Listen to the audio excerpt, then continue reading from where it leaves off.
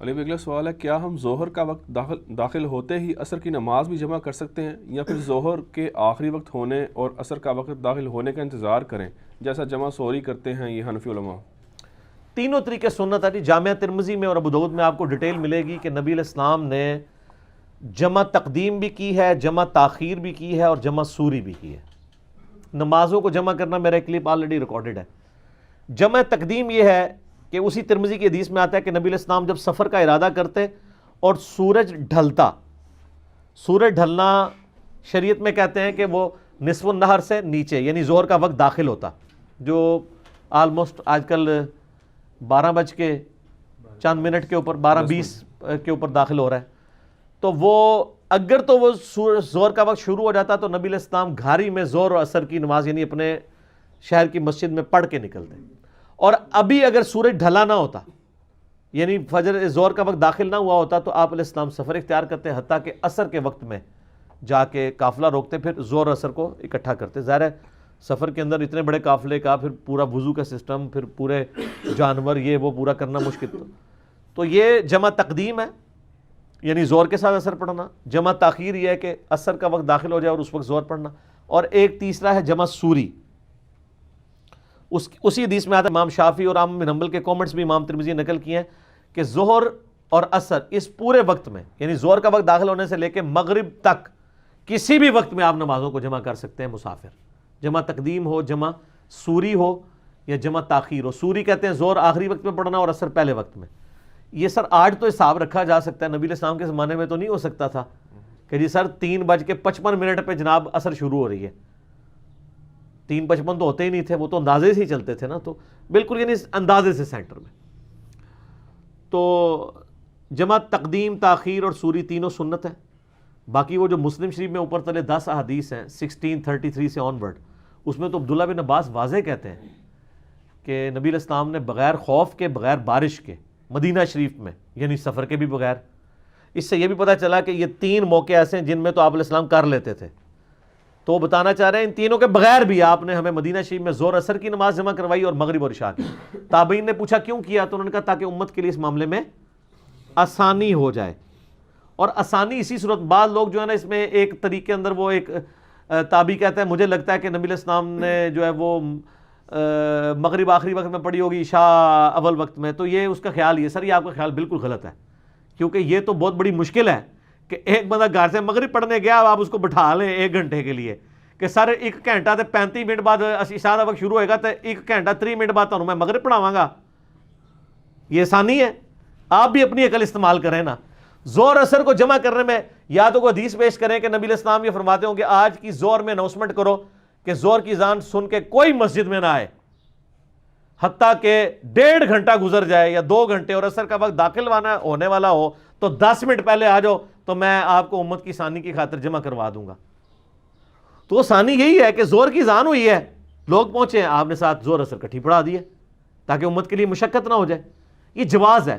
شیعہ نے اس کی روٹین بنائی ہو تو شیعہ کی اپنی فقہ کی کتابوں میں لکھا ہوا ہے کہ یہ روٹین بنانا بہتر نہیں ہے. جواد نقوی صاحب ہم گئے تھے تو انہوں نے بھی لادہ پڑھی ہے، وہ تو قائل ہے، ان کا تو کلپ موجود ہے. پاکستان کے دینی مسالک ایک کتاب ہے، ثاقب اکبر صاحب نے وہ لکھی ہے، اس میں تمام مکاتب فکر کے علماء کے انٹرویوز ہیں. جو اسلامی نظریاتی کونسل نے وہ کتاب شائع کی ہے، اس میں تمام علماء کے انٹرویوز کے بعد وہ عقیدے ہیں. ابھی تو آپ وہ عقیدے دیکھتے ہیں نا جو آپ کو بریلویوں کے عقیدے اہل حدیث بتاتے ہیں اور اہل حدیثوں کے عقیدے آپ کو دیوبندی بتاتے ہیں. اس میں ہر مکتبہ فکر نے اپنے عقیدے خود بتائے ہوئے ہیں علماء نے، اور علماء بھی للو پنجو نہیں، جو بڑے ریناؤنڈ علماء ہیں کہ ہمارے یہ عقیدے ہیں. اس میں شیعہ کا جب انٹرویو ان کے علماء کا لیا ہے تو انہوں نے کہا کہ ہمارے نزدیک نمازیں جمع کرنا صرف جواز ہے، ظہر عصر کو اور مغرب اور عشاء کو الگ وقت میں پڑھنا افضل ہے. قرآن پاک میں ہے ان الصلاۃ کانت علی المؤمنین کتابا موقوتا، وقت باندھا ہوا فرض ہے. لیکن وقت باندھا ہوا فرض وہ سورہ بنی اسرائیل میں مینلی تو 3 اوقات آئے ہیں، فجر کا، ظہر عصر کا اور مغرب اور عشاء کا. ان میں بھی ڈویژن احادیث میں بخاری مسلم میں آتا ہے کہ وہ ہے ڈویژن. میں نے مسئلہ نمبر 3 نمازوں کے اوقات کے اوپر 30 نمبر مسئلہ ریکارڈ کروایا. دھوپ گھڑی بنانے کا طریقہ بھی میں نے اس میں بتایا. تو یہ تینوں طریقے سنت ہیں اور اس میں الفاظ جو ہیں بغیر بارش کے، بغیر خوف کے. اس کا مطلب ہے بارش اور خوف میں تو کر سکتے ہیں، بلکہ بارش اور خوف میں تو آپ گھر میں بھی نماز پڑھ سکتے ہیں. بخاری مسلم میں آتا ہے کہ نبی علیہ السلام، ابن عباس کہتے ہیں جمعے کا دن تھا، اس سے زیادہ کوئی امپورٹنٹ نماز نہیں ہو سکتی، تو آپ نے کہا کہ بارش ہو رہی تھی، آپ فرمایا اذان میں کہو صلو فی الرحال، گھروں میں ہی نماز پڑھ لو, جمعہ ہی چھاڑ دو اگر بارش ہے تو جمعہ بھی چھوڑ سکتے ہیں آپ, گھر میں زور کی نماز پڑھ سکتے ہیں, نمازوں کو جمع بھی کر سکتے ہیں بارش کے اندر. اور الموطا امام مالک میں آتا ہے کہ عبداللہ بن عمر رضی اللہ تعالیٰ عنہ جب بھی بارش ہوتی تھی تو مغرب کے لیے لوگ آئے اور بارش شروع ہو گئی ہے تو ساتھ ہی عشاء کی نماز جب کروائی جاتی تھی تو وہ حکمرانوں کے ساتھ نمازوں کو جمع کیا کرتے تھے. تو یہ نمازیں جمع کرنا بغیر وجہ کے بھی جائز ہے, اور بعض لوگوں نے اس میں غلو کیا ہے جس میں شیخ زبیلی زئی صاحب بھی شامل ہیں. ان سے جب میں نے اس کے اوپر ڈسکشن کی تو وہ کہتے ہیں جی اس میں تو لکھا ہے بغیر خوف کے, بغیر بارش کے, اور مدینہ شریف میں یعنی بغیر سفر کے. اس میں یہ تو نہیں لکھا ہوا کہ بغیر عذر کے. تو وہ بیچارے کیا بتانا چاہ رہے ہیں؟ وہ یہی تو بتانا چاہ رہے ہیں کوئی مجبوری نہیں تھی. جس نے اتنی لمبی بات بیان کی وہ یہ کہہ سکتا تھا, ان تینوں کی بجائے وہ کہتا کہ نبی علیہ السلام بیمار تھے اور باقی پورے مدینہ شریف والے لوگ بیمار تھے تو آپ نے جمع کروا دی. وہ جو اتنی پوری لمبی بات کر رہا ہے بغیر خوف کے, بغیر بارش کے. خوف کیا ہوتا ہے؟ خوف میں بیماری بھی آ جاتی ہے, بیماری میں خطرہ ہوتا ہے نا آپ کو, دشمن کا خوف بھی. بغیر بارش کے اس میں بھی خوف لاحق ہو جاتا ہے. مدینہ شریف میں بغیر سفر کے. وہ یہی تو بتانا چاہ رہے ہیں کوئی مجبوری بھی نہیں تھی.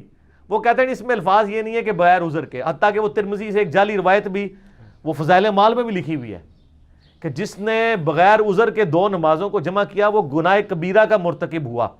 حالانکہ یہ حدیث ترمذی میں اور امام ترمذی نے خود لکھا ہے کہ حدیث صحیح نہیں ہے. اور امام حاکم بھی یہ روایت لے کے آئے ہیں, اس کے اوپر بھی ذہبی نے گرفت کی ہے. اب شیخ زکریا کاندھلی صاحب نے کیا کیا, فضائل مال میں نا عربی میں لکھ دیا کہ حدیث صحیح نہیں ہے. 4 لینا عربی دیا لکھی ہیں, فلانے نے ضعیف کیا, فلانے نے ضعیف کیا.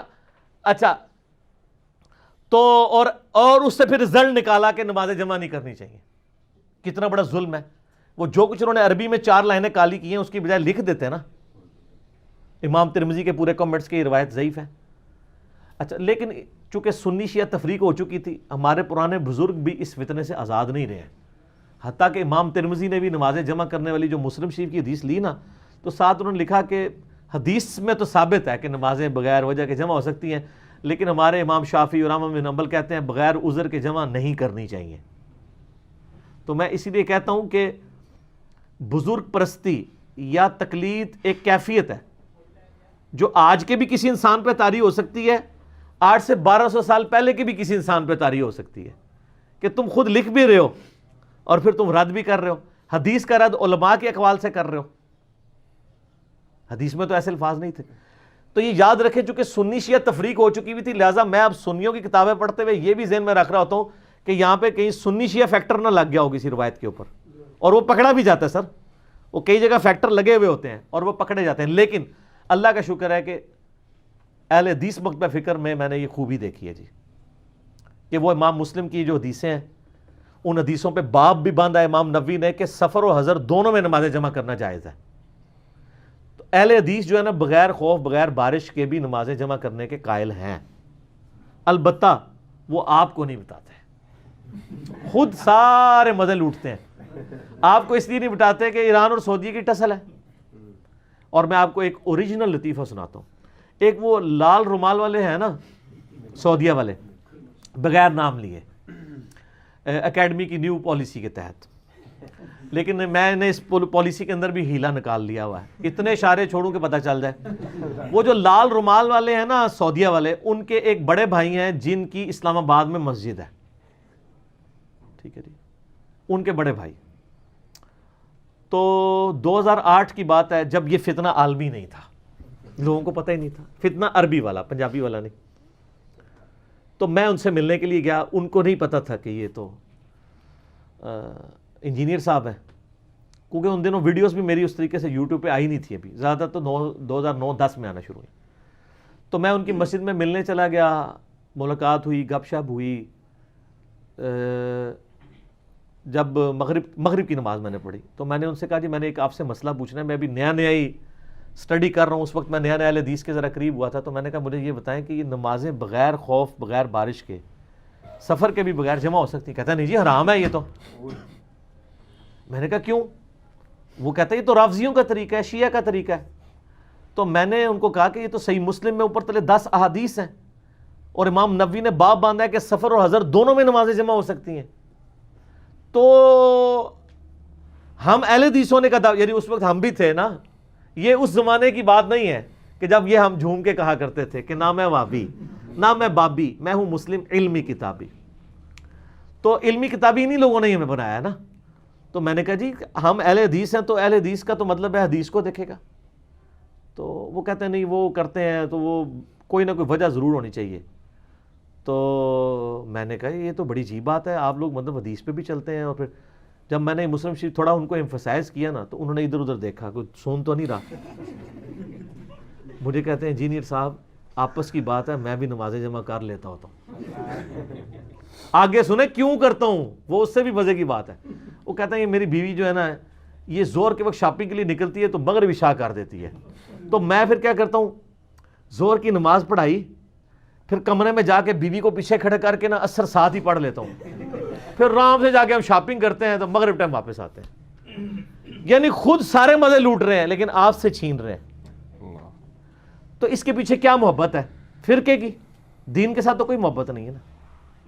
تو ہمیں یعنی انہی علماء کے ہاتھ لگے ہیں. تو یہ ہم یعنی انہوں نے ہمیں خود ٹھڈے مار مار کے یہاں تک پہنچایا ہے کہ ہمیں سمجھ آ گیا یہ فرقہ واریت کتنی بڑی لعنت ہے. خود ساری فیسلٹیز اویل کرتے ہیں اور دوسروں کو وہی کہانی بتاتے ہیں جو دوسرے مکتبہ فکر کے یعنی اگینسٹ ہوتی ہے, چاہے وہ اس کا ثبوت. اب ان علماء سے آپ یہ ایکسپیکٹ کرتے ہیں کہ ان علماء کے ساتھ ہم بیٹھ کے کوئی بات کر سکتے ہیں جو نجی محفلوں میں اور ہیں, پبلک میں اور ہیں, پھر اس سے بھی آگے اپنی پبلک میں اور ہیں, دوسرے مکتبہ فکر کی پبلک میں اور ہیں. آپ بتائیں پنڈی کے ایک مفتی نے کتنا گاما کھڑا کیا سلمان تاثیر والے مسئلے میں. ایک بندے کو برین واشنگ کر کے اس نے وہ ایک ایکسٹرا جوڈیشل کلنگ کروائی سلمان تاثیر کی, اور باقاعدہ اس کی تقریریں موجود ہیں. فخریہ کہتا ہے جب وہ کیس کورٹ میں چلا تو اس نے ایفیڈیوٹ لکھ کے دیا کہ نہیں میرا تو تعلق ہی نہیں ہے اس کے ساتھ. سر جن کا عشق رسول ایک تھپڑ کی اور ایک کوڑے کی مار ہو, آپ ان سے ایکسپیکٹ کریں گے کہ وہ انجینئر محمد علی مرزا صاحب کو کہتے ہیں جی آؤ جی منازعہ کریے, وہ تو کے منازعہ کریے, نہ تسی دین دے نہ دنیا دے. ٹھیک ہے, تو یہ لوگ تو اپنا موقع بدلتے رہتے ہیں. تو ہم تو الحمدللہ سچی بات کر رہے ہیں نمازیں جمع کرنے کے بارے میں. سفر میں تو آپ بغیر مسئلہ ہی نہیں ہوتا, سنت ہے, بخاری مسلم میں درجوں احادیث ہیں. سفر کے علاوہ بھی نمازیں جمع کر سکتے ہیں. بلکہ میں تو کہتا ہوں جو لوگ باہر کے ملکوں میں ہیں اور وہ یعنی جو سب ویز کے اندر ٹریول کرتے ہیں اور ان کا ٹریولنگ کا جو تقریباً 20 کلومیٹر سے زیادہ بن جاتا ہے, کیونکہ 3 فرسخ کا ذکر ہے نا, تو 3 نوٹیکل مائلز, تو وہ آلموسٹ 20 کلومیٹر بنتا ہے شہر سے باہر. ہاں شہر سے باہر, شہر سے نکلنے کے باہر. تو وہ نمازوں کو جمع کریں اور قصر بھی کریں, 2 زور کے پڑھیں 2 اثر کے پڑھیں, نماز قضا ہو ہی نہیں سکتی ہے. اچھا علی بھائی اس میں ضمن میں عرض کر دوں کہ ایک حدیث وہ بیان کر دیجیے. اس میں عبداللہ ابن عباس رضی اللہ تعالیٰ جب مجلس کر رہے تھے اور ایک بندے بار بار نماز کا, دیکھو نا منو چھیڑ دو تسی, چلے عرض کر دیتے. اس حدیث میں یہ ہے کہ وہ جو مسلم شریف میں اوپر تلے 10 حدیث ہیں نا, ان میں ایک حدیث یہ ہے کہ عبداللہ ابن عباس عصر کے وقت نا یعنی اپنے اسٹوڈنٹس کو لے کے بیٹھے, مغرب کی اذان ہو گئی, تو مغرب کی یعنی ٹائم داخل ہو گیا, غروب آفتاب ہو گیا, تو ایک سنی کھڑا ہو گیا وہاں. شیعہ کو تو کوئی مسئلہ نہیں تھا, ایک سنی کھڑا ہو گیا آج کل, انہوں نے کہا حضرت نماز کا ٹائم ہو گیا, ذرا نماز سے پڑھا دو. تو عبداللہ بن عباس نے اسے کہا بیٹھ جا. ٹھیک ہے, تھوڑی دیر بعد پھر وہ کھڑا ہو گیا. ٹھیک ہے, یعنی وہ یہ کہنا چاہ رہا تھا کہ بھی آپ کہیں رافضی تو نہیں ہو گئے ہوئے آج کے دور میں, آپ کو ایران سے کوئی ایران کے ٹکڑوں پہ تو نہیں آج کل پال رہے آپ. تو 1-2 بار تو ابن عباس نے اگنور کیا, پھر انہوں نے ابن عباس کو غصہ آیا, انہوں نے کہا تیری ماں تجھے روئے, یعنی مر جائیں تو, اصل میں مطلب یہ ہے ماں کب روتی ہے جب بچہ مر جائے, تو ٹوٹ پہنیا, یعنی وہ یہ ایک محاورت ہے کہ تو مجھے سنت سکھائے گا. نبی علیہ السلام نے ہمیں بغیر خوف کے بغیر بارش کے مدینہ شریف میں زور اثر کی نماز جمع کرائی اور مغرب اور عشاء کی. تو اگر میں ابھی نماز نہیں پڑھ رہا ہوں, مراد یہ تو میں جمع کروں گا, تو بار بار کہہ رہا ہے نماز. اچھا اس کی پھر بھی تسلی نہیں ہوئی, وہ مجلس سے اٹھ کے نہ چلا گیا.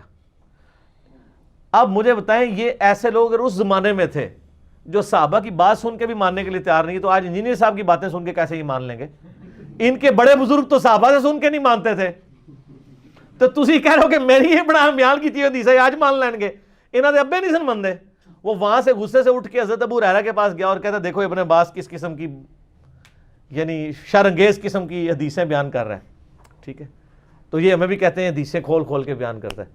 تو حضرت ابو ہریرہ نے کہا ابن عباس نے سچ کہا، یہ تو ابو القاسم کی سنت ہے کہ نبی علیہ السلام نے ظہر اثر کو بھی جمع کیا اور مغرب اور عشاء کو بھی. تو یہ آپ حدیث کی کتابیں اگر پڑھیں نا تو آپ کو کئی چیزیں پتہ چلیں گی کہ یہ جو اختلافات والا جو مسئلہ ہے نا اور یہ کہانیوں والا، یہ شروع سے ہی چل رہا ہے. کہانیاں شروع سے ہیں سر. تو لہٰذا آج جو علماء کہانیاں سناتے ہیں نا تو ان پہ زیادہ بھی غصہ نہ کھایا کریں. شروع سے ہی کہانیاں چل رہی ہیں. دو پارٹیاں شروع سے ہیں، ایک کہانی پارٹی، ایک علمی کتابی پارٹی. ٹھیک ہے، صحیح ہو.